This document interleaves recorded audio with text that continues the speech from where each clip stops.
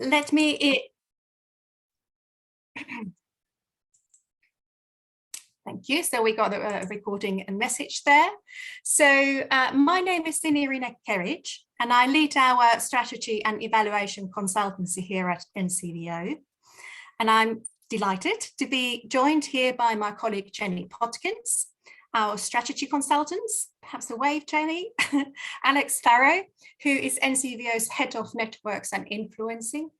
I'm also really pleased to welcome Felix Jakens from Amnesty International UK, who is Head of Priority Campaigns and Individuals at Risk.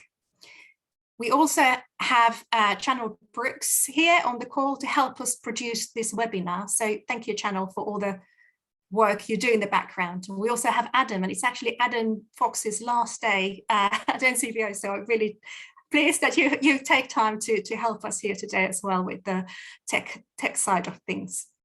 So warm welcome again, everyone. So what we will be covering in today's webinar. So we will first of all give you an overview of the strategy development process. You know, what are the different things that it consists of? We have some real life examples of how to understand and assess your operational environment, which is, you know, really great to have some real case studies that we will be sharing with you today. We will also talk about different tools and approaches that you can use to help with this work, and information about reliable sources of data and information to help your thinking. And just a final reminder that we will be recording this webinar, and you will be able to access the webinar on NCVO YouTube channel. And you should have already received the slides for the webinar. And as mentioned, we will have about 15 minutes at the end to take any questions. So we won't be stopping for any questions during the presentations. Lovely. So really pleased to be talking today about how the strategic development process, or how to start it rather. So to develop an effective strategy for your organization, especially in times of uncertainty like we have experienced in recent times, it's important to understand the external landscape where you are operating and be familiar with approaches and different tools and data that can help you to understand your organization's external environment. So in this webinar, we will start by providing you with an overview of the strategy development process. So in the next few minutes, I will be focusing on the different elements of strategy development process that will set that direction and focus for your organization and will really engage and enthuse your staff. And this is so important nowadays. Identify risks that you can then plan for, and also opportunities that for you to exploit. So as mentioned, this webinar will be focusing on the different approaches and tools available to help you do an environmental review as part of your strategy development process. So on this slide, you can see it's highlighted yellow. So if you're about to start a new strategy process, it is sensible to do some of this first before you move into setting your strategic decision and prioritize your work. Although in practice, you know, a lot of this work happens in parallel. It is especially important to dedicate some time to review your external environment at times of rapid change and uncertainty. And that is definitely something that we have been experiencing lately. As we all know. So some things around us look very different to what they did before the pandemic started nearly 2 years ago. So you need to lift your head a bit, or and to look around you, or even gaze the distance if you dare, and figure out what are the different external or internal issues and trends that you should be mindful of. Now, once you have an understanding of the environment you operate in, you are in a better position to set your strategic direction and identify what your organization stands for. That is your mission, your vision, and your goals. And then the next steps are to identify your core competences, so things that you're good at, and then prioritize the different initiatives you will deliver and work on. So in practice, you're likely to have like a series of mini cycles of what is described in this process. Just a couple of additional things to be mindful of. So when you start this process, it's essential to clearly communicate that you are starting the strategic planning process within your organization, and also identify resources that you need and are available to build your strategic plan. You will also need to identify a team or individuals involved in facilitating this process.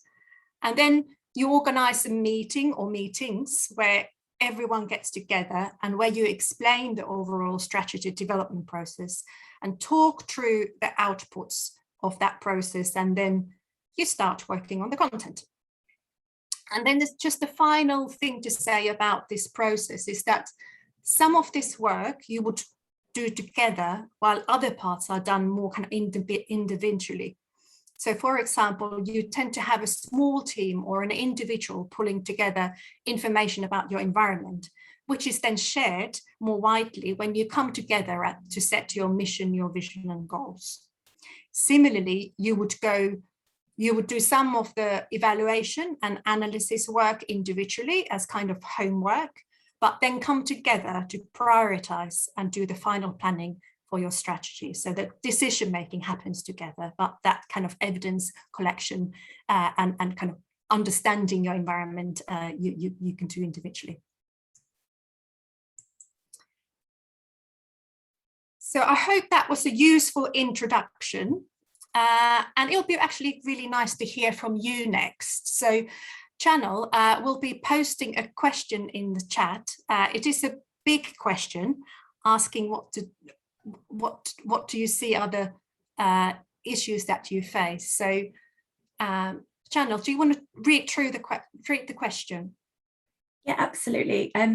So what do you see are the biggest strategic challenges for your organisation? So I know it is a big question, and I'm sure that there are a lot of different challenges or opportunities. It doesn't need to be a challenge. So thinking about your external landscape, what do you see are the things to be mindful of at the moment? So it would be great if you could post those ideas or suggestions in the chat at this stage, and then we can perhaps return to them a bit later. The next part of this webinar will be around looking at and thinking about the different tools and approaches that you can use to help you make sense of that, or you know, what's happening around you, and how to approach those challenges and opportunities. So let me just quickly have a look at the responses. Lack of time, regulation, accreditation, resource available, the changing landscape, absolutely. Getting traction with people with political power, convincing provider organizations to be part of the mission and contribute financially, solving for complexity. So a lot of big things, financial return on investments, attacks of charities' role as campaigners, indeed, increased demands. So yes, there are a lot of different things that are happening around us that are challenging, but also provide opportunities. So I'm going to hand over to my colleague Jenny, who will be talking about PESTLE as an approach or a tool to review your external environment and make kind of sense of what's happening around you. So over to you, Jenny. Thanks, Cindy. If you could put up the first slide, please. Thank you. So As Cindy mentioned, PESTLE is one way of analysing your external environment, and it helps you to organise information under key themes. As people have been saying in the chat there is so much changing at the moment. So it's really helpful to gather all that information under one place. And the themes, there are slightly different versions of this tool, but if you have a PESTLE analysis, those key themes are political, economic, social, technological, legal, and environmental. And it's a way of mapping the key drivers affecting the organisation and which it needs to consider and then importantly prioritise in order to inform strategic decision making. Sometimes there's a bit of overlap as to where you put things in those categories. An example of this would be around government decision around universal credit, for example. So that could fit under all of those first three categories of political, economic and social. But the important thing is to get the information down rather than to get too hung up on where you actually put it at this stage. Next slide, please. So I've mentioned the word drivers. Well, what do I mean by that? Well, they are the major forces or trends that could either positively or negatively shape or influence the future of your organisation.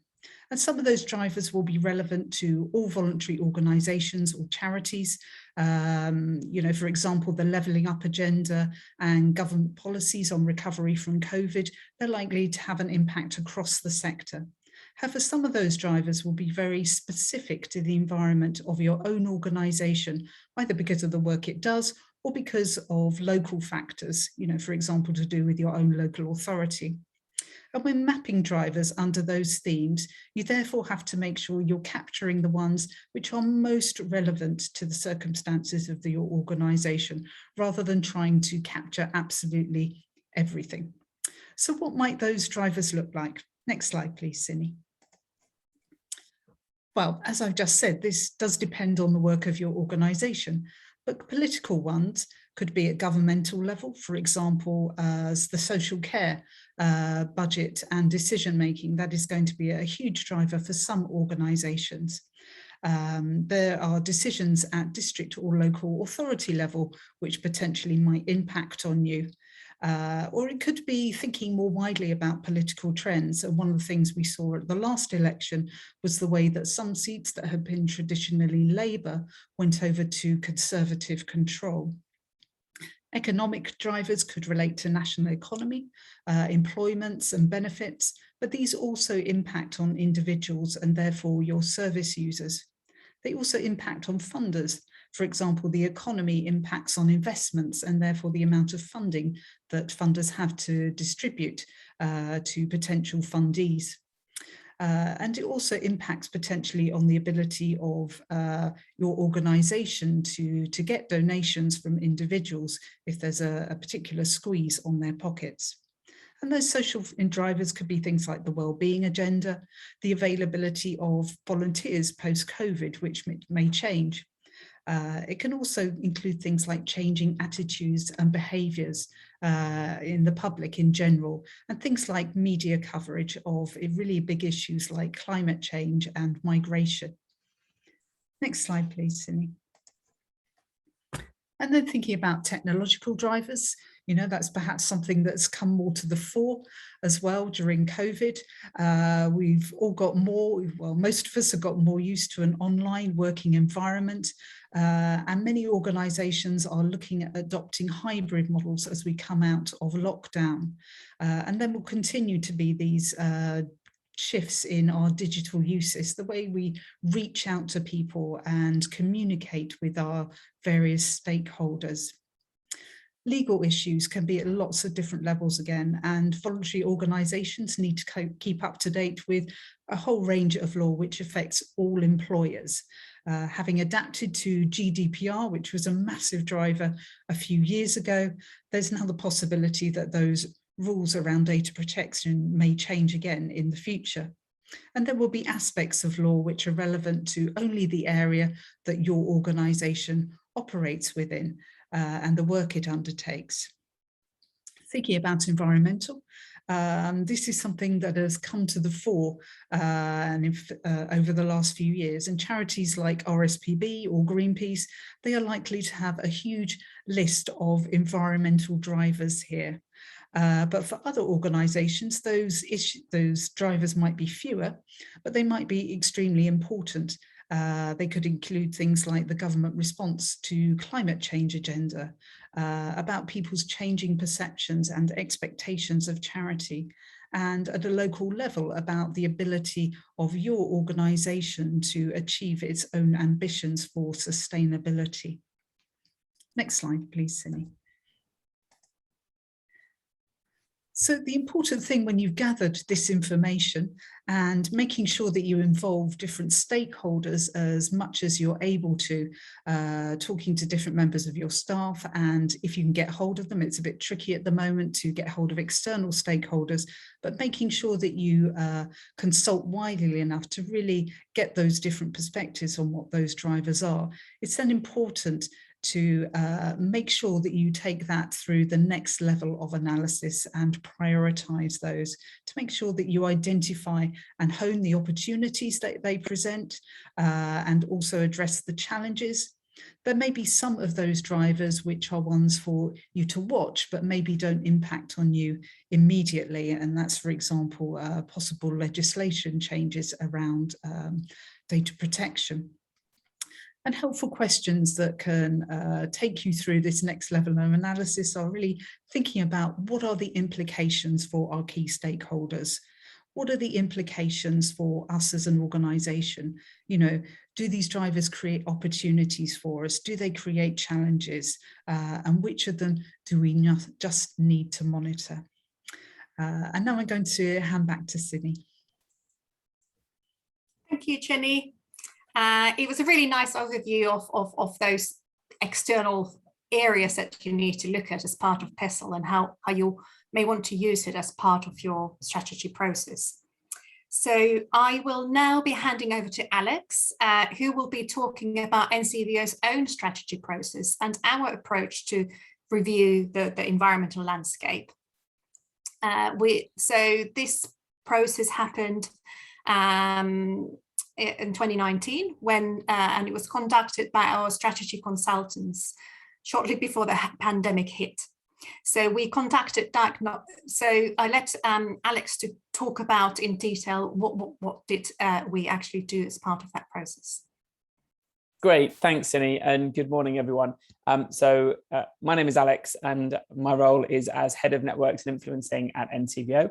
But my previous role at NCVO was as one of our lead consultants for strategy and impact.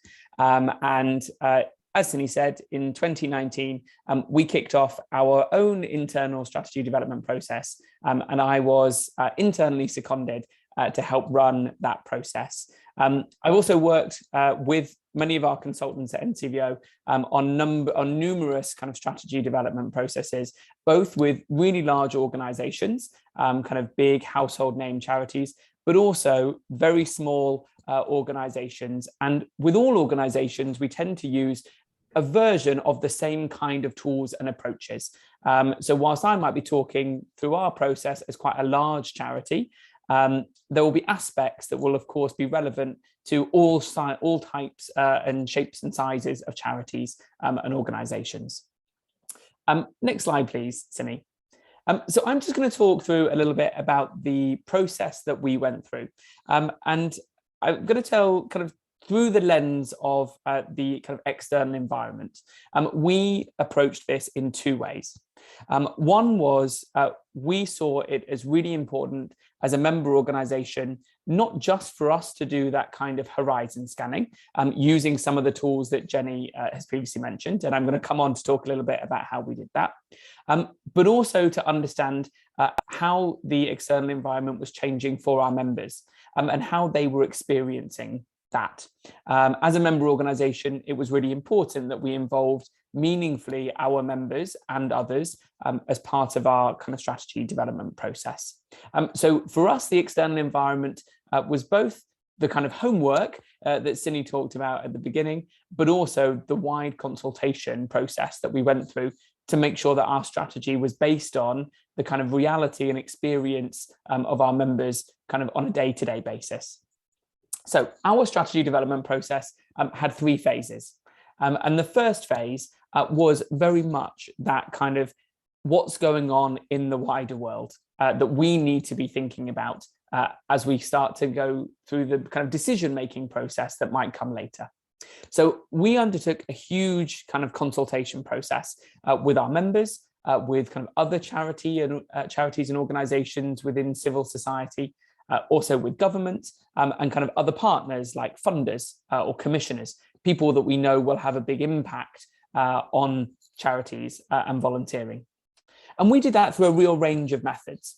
So we did that through an online form on our website. So we were inviting people to just kind of give us their thoughts. We hosted a large amount of kind of roundtable member events where we did kind of consultation workshops. We interviewed kind of a number of kind of key stakeholders. And we also mobilized our staff team to call hundreds of our members and to kind of speak to them directly. So we didn't just do one thing. We kind of did a number of different ways to ensure that people had a number of different options by which to engage in this process. We also kind of had wanted to commission a number of kind of diagnostics, and these would have been additional pieces of research that we didn't have the expertise to understand, but we wanted others to help us in that process. Now, Cindy mentioned that we started this process in 2019, September 2019, and it was envisaged it would be a year-long process, which was about right. But obviously, as we know, March 2020 obviously upended our process. And so our kind of quite beautifully designed 3-phase process slightly altered. And I'm more than happy to answer any questions about how that shifted and how we responded to that at the time. But I would say, broadly speaking, we still went through the same process, though there were elements that we couldn't do in the same way, but we still needed to go through all of the elements of this, actually because every process really requires some of these nuts and bolts. But there were things like commissioning extra research, particularly kind of around brand and diagnostic. We had also wanted to do something about kind of different models of membership. We weren't able to do those things because of COVID at the time. It was also really important that we didn't see the strategy development process as kind of standalone. We had a number of other pieces of work that were going on at the same time, particularly work around equity, diversity and inclusion. And we wanted to make sure at all times we were thinking about these as kind of joined together pieces of organizational development rather than kind of separate things happening in isolation. So that was phase 1. And phase 1 was really just about talking to as many people as possible and hearing and listening to what people were saying. Phase 2 was very much around kind of analysing that and seeing what emerges. What are people telling us about kind of what they need from us, but also the things that they are facing that we need to respond to. So the external environment for us was really important to understand because it's actually our role to help people navigate that external environment so that you can run your charities and your organizations most effectively. So it was really important, not just for us as a charity, but also in terms of our mission. So we saw what was emerging and we kind of ran a number of workshops with staff and trustees to kind of understand that better. Then, because of the pandemic, this part of the process wasn't really as consultative as we would have wanted it to be. And it really fell to our senior leadership team to kind of synthesize that and turn what we had heard into a vision and to strategic goals. And then in phase 3, it was around implementation of those goals. And for us, that meant ensuring that kind of the resources and the structure of our organization could meet the ambitions and the aspirations that we had set in terms of the goals. So we needed to do a kind of organizational design process, which is kind of a more academic way of saying kind of restructures, but kind of sounds a bit nicer than kind of saying restructures. Now, not every organization will get to that point. For us, it did. But for some organizations, you won't necessarily need that. And then, of course, we talked about the process publicly and what we had kind of finalized. So that was our process. And as part of this process, we asked the same questions to everyone that we met. And those questions you're seeing on the slides in front of you. So we asked everyone kind of what were the biggest challenges people were facing in terms of running organizations? What was the thing keeping people awake at night? How do we already help? So it was really useful for us to understand what was already working about what we were doing, but how could we make more of a difference in the future? So then that third question, what do we need to do differently, both to support organizations kind of locally to operate well, but also our bigger kind of more national role about championing volunteering or protecting civil society in that space. So you'll notice it's not quite 3 questions. Some of them were kind of buckets of questions, but this was really useful in the analysis stage, because no matter who they were or how they engaged with NCVO, we asked them the same questions. And this meant that when we came to the analysis stage, we weren't trying to pull together lots of different bits of data. Actually, there was a uniformity. And so actually, we could then really try to understand why different groups were saying different things, rather than trying to pull all different types of data from all different sources together. And I think that was a really important piece of, I mean, we were quite proactive about that, but I think that's a really important tip that I would give. Ask similar questions so that you can make sure that it's comparable later on. So as part of that consultation process, as I said, we were trying to understand the experience of that external environment and what was changing as a result. We then also conducted, using the PESTLE framework that Jenny talked about earlier, our own kind of internal PESTLE analysis. And we used Trello, which is a kind of free tool to help us structure some of this. So we did this in 2 ways. One way was we reviewed all of the kind of research that we had published. So we do a number of kind of publications each year. We looked at what we were already saying about how we thought things were changing and what we thought people would need to be responding to. We logged all of this on Trello as a different card. As you can see on the screen, say under political, you can see there's a number of different boxes. On Trello, they're called cards. Each point, each kind of statement was given its own card, and we had the different columns for the different parts of the PESTLE analysis. And this was just a way of framing and structuring our thoughts, really. The second way that we did that was, we were obviously a large organization. We have 80 staff, 100 staff. Those 100 staff are engaging with people all the time and hearing really valuable things. We had a Google form that we asked people to kind of capture. If you hear something really useful that you think we should be thinking about, log it on the Google form, capture that point so that we can come back to it. We also integrated that into our PESTLE analysis as well. We then, with staff, we did like a card sort activity. So within the political kind of column, which do we think are the most important things that either we as a charity have to respond to, because we're still a charity, and or what does that tell us about what we should be delivering as an organization to support others as well? So 2 things that we were thinking about there. And this was just a great way of us trying to understand and sort what were the priorities for us to respond to, because there's so much going on. We can't possibly hope to kind of respond to all of the things. There were hundreds of points that we would need to be considering. We can't do that all. So prioritization was then really important. But what was really good was the free tools that were available to help people just kind of collate and try to hold lots of this kind of data in people's minds. And this was really important as we kind of got to then the decision-making process about what goals should we be, strategic goals should we finalize, and then how did that affect the organizational kind of design. So I'm going to pause there. Hopefully there'll be some questions at the end as well, but I'm going to pass back to Cindy to lead us to the next section.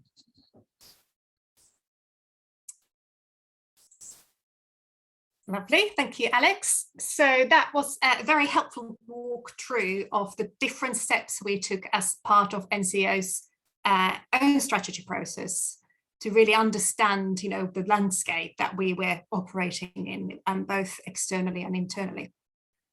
So we will be shortly hearing from Felix from Amnesty International UK, who will be telling us how the environmental review in the context of their human rights campaigning in the UK helped to shape their overall organisational strategy.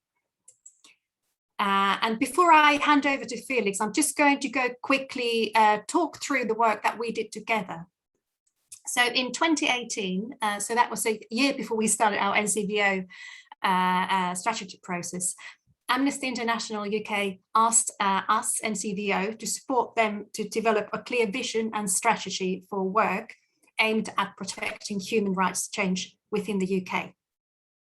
And just to give you a little bit of context around this, in recent times, Amnesty International sections, so those are the bodies operating in different countries, they have taken a more active role within their own countries. So Amnesty wanted to develop a more strategic approach to their expanding campaigns and actions within the UK on domestic issues. And that was what we focused our work on.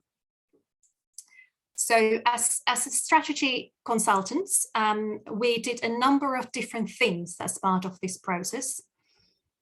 First of all, we did quite a big situational analysis and mapping study, which involved a literature review, looking at the kind of various, even academic and creative literature of the current human rights situation in the UK. And then also mapping exercise of existing human rights organizations and movements and organizations that are working on that human rights sphere. So as part of that process, we reviewed over 100 documents. So it was quite a big piece of work, including recommendations from the United Nations, also some policy papers by government, also parliament, institutions and think tanks as well. The second thing we did is that we consulted with staff, members and activists and kind of going through this very similar process that Alex just talked through, a consultative process where we facilitated a series of workshops with Amnesty staff and consultation workshops with members and activists too. So purpose of this was to really explore the underlying factors for human rights abuses and the role that Amnesty should or could play in the future to support progress on human rights in the UK. And we also consulted with other stakeholders, which included some one-to-one in-depth discussions with staff members, and also external organizations and individuals that were working on this area. So these discussions explored the landscape in more general, potential priorities for the future and the work that they were involved in. And also what do they perceive as the role of Amnesty International UK should or could be. So we took an extensive kind of consultative knowledge-informed approach, but we similarly used just 3 questions that we asked from all of those people that we engaged with and the work that we did. One of which was, what are the fundamental shifts that are needed to progress human rights in the UK? Secondly, we asked in which ways can Amnesty be most effective to further human rights in the UK? And third one was around which issues and in which ways can Amnesty build, grow and support a movement of members and supporters and activists. So we then pulled all of this information together and developed a vision and a model for change. So I think thinking about the overall process, what I think was interesting is the way our task evolved from identifying human rights issues Amnesty should be working on to more about how Amnesty can best add value in harnessing human rights in the UK. I think that was quite interesting, interesting process.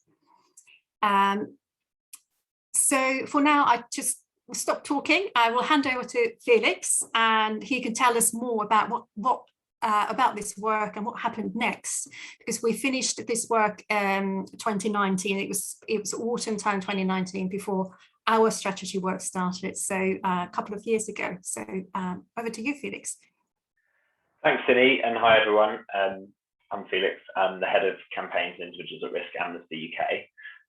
So I think one of the things I'll just do before I move into kind of my next point is to just articulate what those 4 fundamental shifts were that Cindy and Alex identified, because they were really relevant and important for the thinking that we then went and did as an organisation. So they were on people, so fundamental changes across people, different types of people. We did some analysis on different groups, but that they consider human rights to be a positive force in the world, have the skills to improve their situation.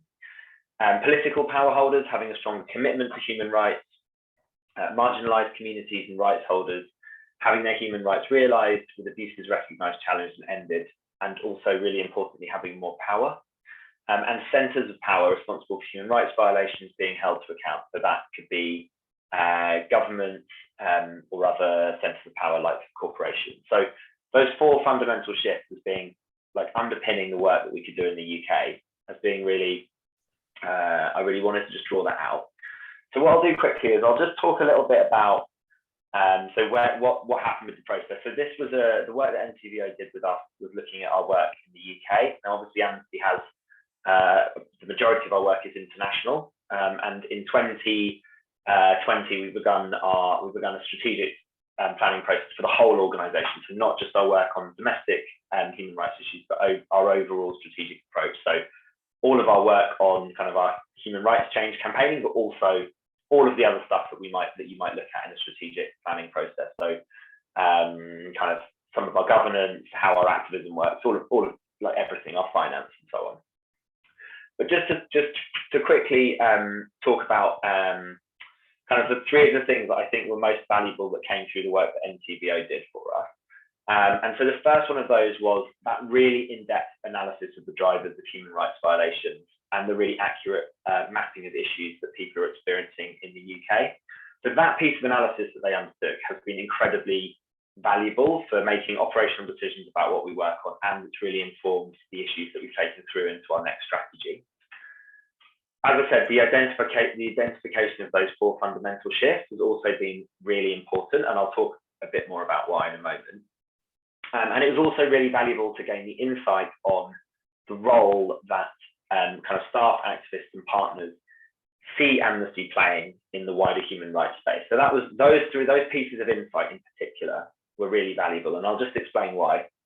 So firstly, on the fundamental shifts, that brought on a lot of thinking internally about kind of the impact of our work. So reflecting on the impact of our work over the last 5 years, we've spent a lot of time and resource fighting very kind of in the now battle.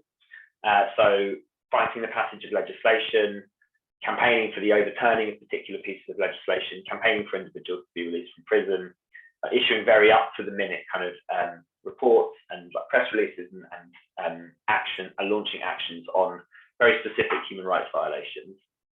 But we hadn't really considered what else we need to do as an organisation to try and bring about wider changes that can create more sustainable change on rights issues.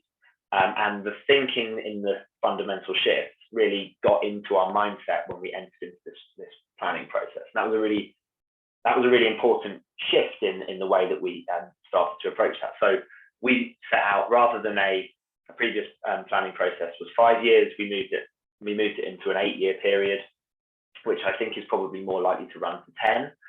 So just that gives you an indication of kind of how our thinking is shifting as an organisation over that longer period. Secondly, this idea about shifting more long term was really echoed in the feedback that we got from the consultation that NCVO did with, as I said, staff, activist partners, that from smaller organisations, the really pivotal role that they can see Amnesty playing in the human rights space would be to be working much more long term. So working on the longer term, kind of harder, more entrenched policy issues, as well as the kind of the narratives and the attitudes that sustain, so for example, the hostile environment. So for Amnesty to be playing that long game, because we have longevity, we've been around for a long time, and we will hopefully be around for a long time. So what's the kind of bigger game that we could be going hunting for, rather than focusing on those very specific negative outcomes that these systems are producing?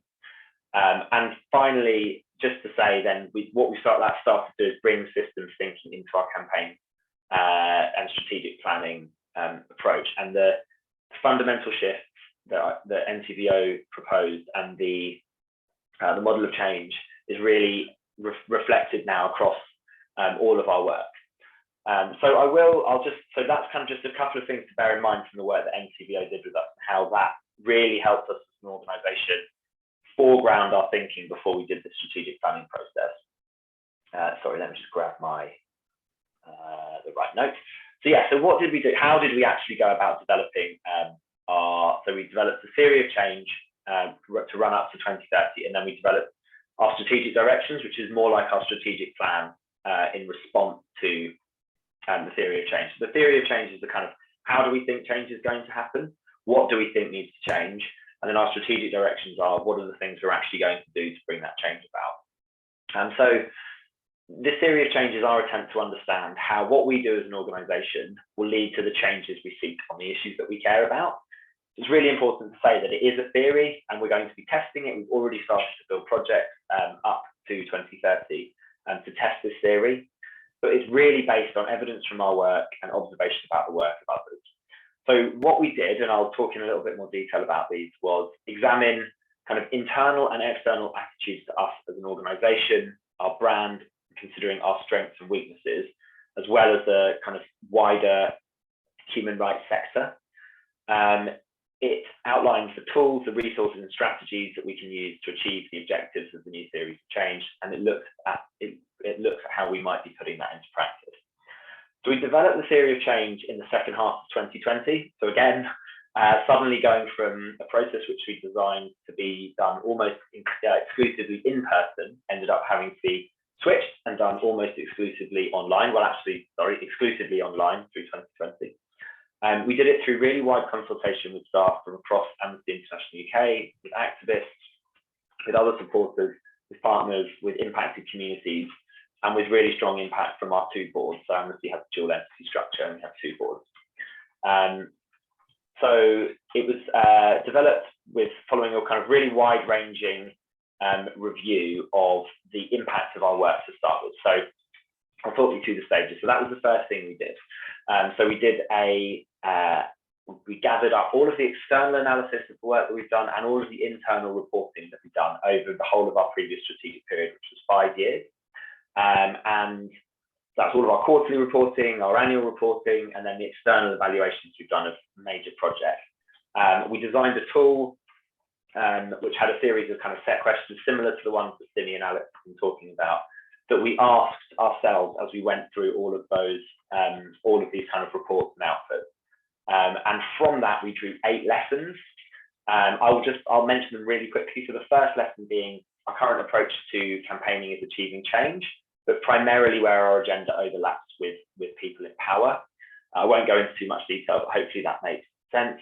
The second was that solidarity remains a really powerful and unique kind of piece that Amnesty does, and it's something that we're really well known for. That when we provide a framework for communities to organise around, they do, and when we seek unusual partnerships, we can have huge political impact. So a couple of the things that we've done through our previous strategic period have been quite unconventional ways of thinking about creating change by mobilising community partnerships, and that it's not something that we've traditionally done, but had delivered a lot of success for us.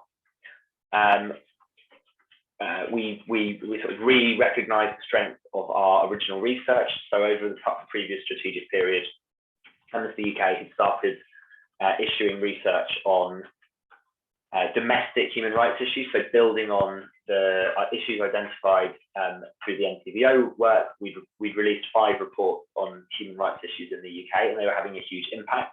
So that to be something that we were building out in our next strategic period. We're using the law increasingly to create change, given the kind of hostile political environment for human rights. Strategic litigation, judicial review have been 2 really effective tactics that we've employed. That working with human rights defenders has been an incredibly important way to create change for Amnesty. So much more direct partnerships with people who are fighting these battles kind of on the ground. And we have a really transformational program internally of human rights education. So that's going into schools, colleges and universities, as well as doing adult learning around kind of what human rights are, the framework for human rights, how it can be applied in people's everyday lives. And the final lesson was that the 4 nations of the UK require very different campaigning approaches. That may not come as a surprise to many people, but it's all the way down to how messages are communicated has to be sliced differently depending on which nation of the UK we're talking to. So that was kind of a summary of all of the learning that we did in that first review stage. We then did the same thing again, but looking at how kind of other people in the wider world perceive Amnesty. So we looked at some particular groups. So Amnesty supporters, so non-staff, so supporters and members, young people, journalists, political figures, and other organisations in the wider human rights space, how they view Amnesty UK and our role. So I won't go into too much on what those all of those said, but again, that builds on some of the analysis that NCVO undertook for us. So in real summary, some of the things that came through, Amnesty is still seen as authoritative and credible by political media figures, but the current government is currently unsupportive of our work, whereas opposition parties and devolved governments are more supportive. Our agenda and the human rights agenda is actually not well understood by any of the audiences that we're trying to communicate with, so that's our supporters, young people and journalists.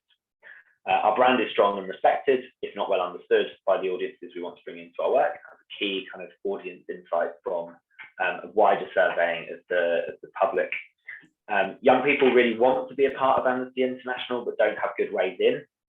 And other human rights organisations recognise and respect us, but want us to be fighting bigger fights than the ones we're currently fighting. And again, that really resonates with one of the findings that NCVO had. We then did a kind of review of other organisations working in the human rights space in the UK.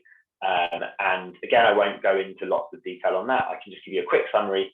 So most of the organisations are small and issue focused and are not working on structural drivers of human rights violations. Recent movements are using people power much more effectively than Amnesty to explicitly call for dramatic systems change. So 350.org and Greenpeace are good examples of that. And some bigger NGOs are starting to use a mixture of tactics like direct action and systems change campaigning alongside more traditional forms of activism. And there was a lot for us to learn. So we took all of that analysis and consultation and we wrote it up into a draft theory of change. And I can just speak to you, I'll speak to that very quickly, and then I will just move on to a couple of other points. So that sets out our vision. So Amnesty's top line vision, a world where everyone can live a life of freedom and dignity.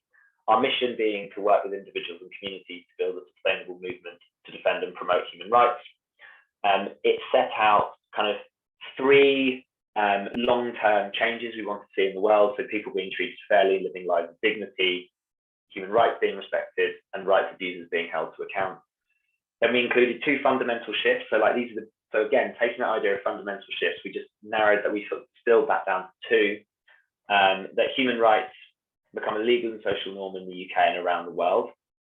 So that's about normalizing human rights, and the systems which create and sustain human rights violations are replaced with ones that protect and promote people's rights. So that's this big systems change idea that we're taking into our new strategy.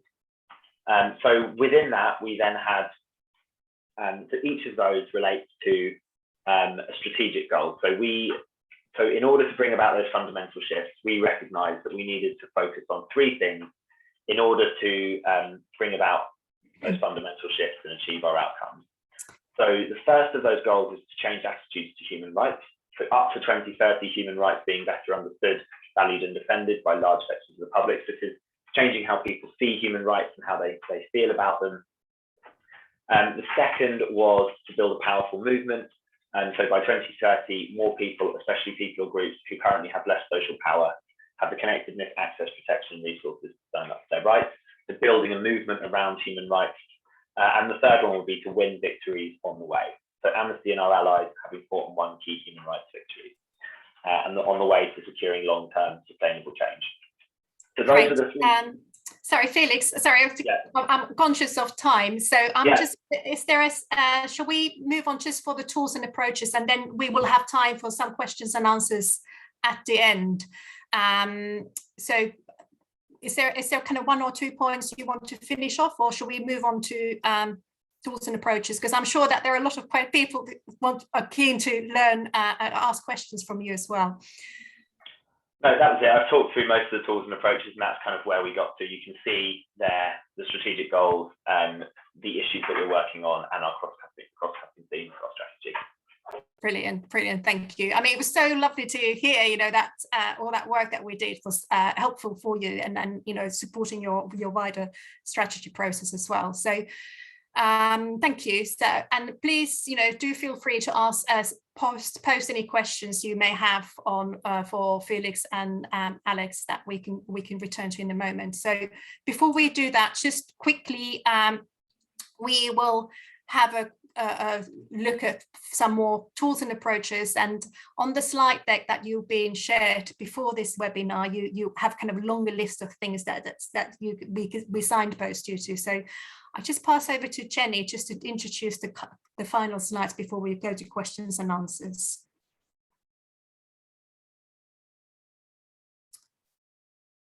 Oh, I just realized Jenny is not able to make it today, so I'm just going to very quickly show you. Can you hear me, Cindy? Yes, I can. Yeah, great. Just put the SWOT analysis slide up. Thank you. Sorry, I couldn't see you. No, it's okay. I've forgotten to unmute. Right. So yeah, I just wanted to mention SWOT analysis. Obviously, we talked about PESTLE earlier, but this is another way of thinking about your external environment. And doing a PESTLE analysis can be really helpful if you do that first in informing your SWOT analysis. However, if you're a small organisation, you might not want to do both. It might be fine to move to SWOT analysis, and that's one that you may be more familiar with.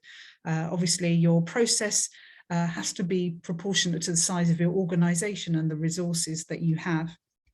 And while PESTLE is very focused on external environment, a SWOT captures ideas and information relating to the internal environment as well.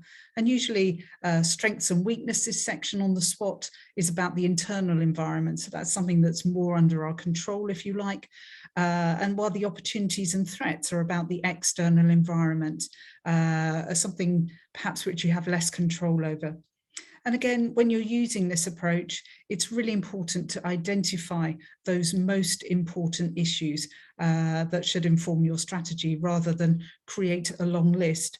And while it's very tempting when you're developing a strategy to really focus on things like the opportunities and the impacts you want to make in the world, especially when there is so much more demand for services, it's really important to focus on the internal environment too. For example, making sure that your staff have the technology that they need to be effective in doing their jobs in this new environment, making sure that you have strong governance in place and the right skills on your board that can support your future work.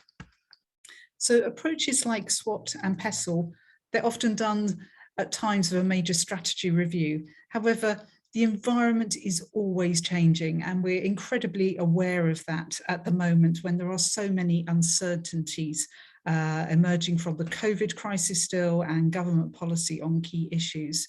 So this means that strategic decision making never stops, and things like SWOT and PESTLE should be regularly reviewed and used to continually surface those top issues to board and management to ensure that decision making continues to be informed by your external environment. Thank you, Jenny. That's thank you. That's brilliant. So I've already shared the slides and top tips and hints, but I'm also aware that we just have 5 minutes left. So I think this is an opportunity to stop here now and see if anyone's got any burning questions from our presentation. We will be able to perhaps answer one or if you're really quick, two questions. So do post them in the chat, or alternatively just unmute yourself and ask away.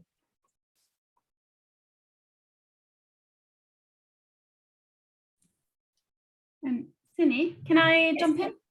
Yes, go ahead. Yeah, thank you. And a question for Felix, actually. I was really interested in what you're saying about moving from single issue campaigns to bigger picture campaigns. And I wondered if you have any more advice to organizations who are also thinking of doing that, because obviously it's much harder to talk about hostile environment and discrimination rather than, you know, individual cases and someone's story. So do you have any advice for organizations who would like to do more of that kind of campaigning? Thank you. Sure. I think the big change for us was approaching the issues with a slightly different, well, firstly a different kind of mindset, and then also a different set of analytical tools. So rather than kind of looking at those surface level manifestations of a problem, which could be, say, like the government's policy on refugee family reunion, which is something we've worked on, which we can campaign on for a really long time to try and overturn, and we have done. But as we now think about our refugee and migrant rights work, we're trying to understand what are the wider, like, systemic conditions that are leading to a policy like that being enacted in the first place, and then trying to consider how can we work on tackling those things. So there's kind of a movement in some campaigning to start trying to think about, it's called systems thinking. So rather than trying to map in more detail all of the kind of interrelationships between the various parts of society that enable and create like policy that sort of support the creation of policies like those. And it's then by zooming out really far to map that system in more detail. And there's a load of tools, like Iceberg is a really good tool, which you can find for free online. There's one called the 5 Whys, which you can also find online. And doing systems mapping is something that, if you've ever done a kind of stakeholder map or a problem and solution tree, you can use as a basis to build out, to draw far more links between all the different kind of elements that are going on with the system. And it's actually sometimes by going out really far and zooming all the way out to get that picture of real complexity, that it actually enables us to focus down more specifically on the bits of that problem that are most directly related, but within that wider system. So there's a series of tools, but there's also a little bit of a thinking mindset. And it may not be that once you've done that, you realize your organization is well suited to work on any or many of those wider dimensions, but it may be that there are others that you can start to partner with. And also you can start to communicate and talk about your analysis of the problem as being wider than just the problem is the government's policy on refugee family reunion, but actually the problem is these 5 or 6 quite big and different challenges. So sorry, that's a little bit unclear, but there's lots online. There's actually some really great free resources online on systems thinking and some of the tools that campaigning organizations are using to approach issues in that way. That's great. Thank you very much, Felix. Perhaps that's something that we can include in the follow-up email afterwards as well, just adding to that list of signposts, the places that we signpost you to. So definitely a really interesting piece of interesting area to think about, the systems thinking. Lovely. So we are now, it's coming to 12 o'clock at noon, so we have run out of time. Apologies if there were more questions and we weren't able to ask or us to respond, but it's been wonderful to have you here today. Big thank you to Felix telling about the strategy work and this really exciting, interesting work that they're doing around human rights in the UK and the way they think about systems thinking, working through systems thinking rather, and also Alex for the work that we did together as NCVO. So without further ado, I say thank you and I look forward to seeing you in our next webinar, whenever that might be. So thank you and bye.